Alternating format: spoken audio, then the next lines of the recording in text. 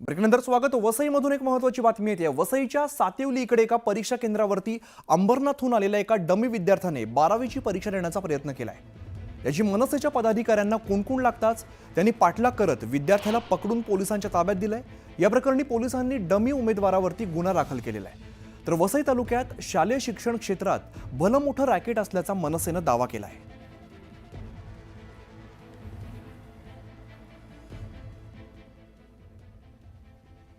इकडे कल्याणच्या मलंगडमधील एका कंपनीच्या प्रोजेक्ट मॅनेजरला मारहाण करण्यात आलेली आहे.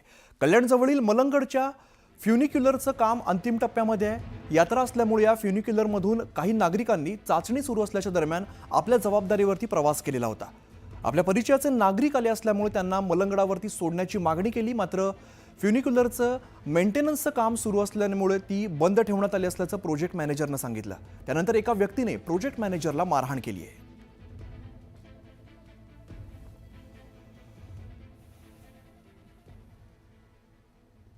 पुढच्या बातमीकडे वळूया. पिंपरी चिंचवड शहरातील पूर्णानगर परिसरात असलेल्या एका पेट्रोल पंपावरती पेट्रोलमध्ये चक्क पाणी आढळलेलं आहे.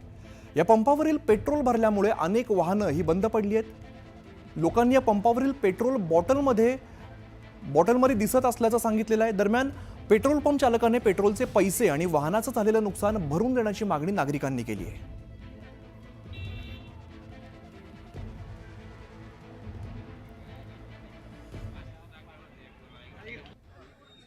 भूमिपूजन कार्यक्रमापूर्वीच सांगोला तालुक्यात उपसा सिंचन योजनेला पंढरपूर तालुक्यातील शेतकऱ्यांनी अर्धनग्न आंदोलन करत विरोध दर्शवलेला आहे. आधी मोबदला द्या तरच काम सुरू करणार असल्याची भूमिका शेतकऱ्यांनी घेतली आहे.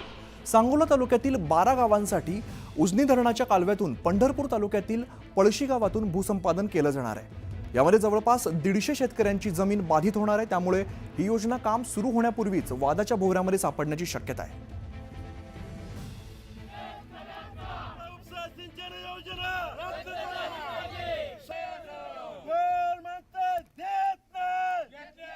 तर इकडे बीड शहराच्या मध्यातून वाहणाऱ्या बिंदुसरा नदीच्या पात्रामध्ये अतिक्रमण करण्यात आलेलं आहे. तसंच या ठिकाणी कचरा टाकला जात असल्यामुळे नदीपात्र दूषित झालेलं आहे.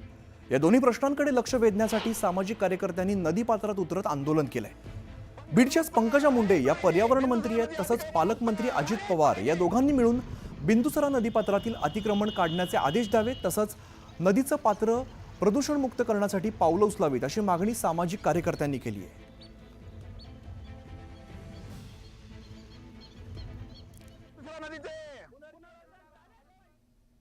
सध्या जत्रेचा उत्सव सुरू आहे. तसंच बैलगाडा शर्यतींचा थरार सुद्धा पाहायला मिळतोय. तर पुण्याच्या वाघोलीमध्ये बैलगाडा शर्यतीत पहिला नंबर आल्यानंतर 80 वर्षांच्या आजोबांनी बैलगाडा घाटातच आनंदोत्सव साजरा केलेला आहे. थेट बैलगाडा घाटातच कोलांट्या उड्या मारत जोर बैठका काढलेल्या आहे. तर बैलगाडा शर्यतीवरील आजोबांचं प्रेम सध्या चर्चेचा विषय ठरलाय.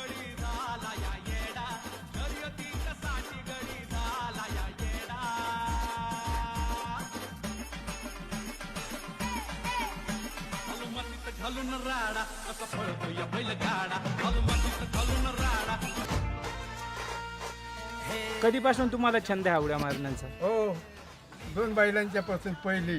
हां, बैलगाडा शर्यतीचा रक्कम वाढत चालली. बैलगाडा शर्यतीचा छंद लहानपणापासूनच आहे. हो, यांच्याच गावी.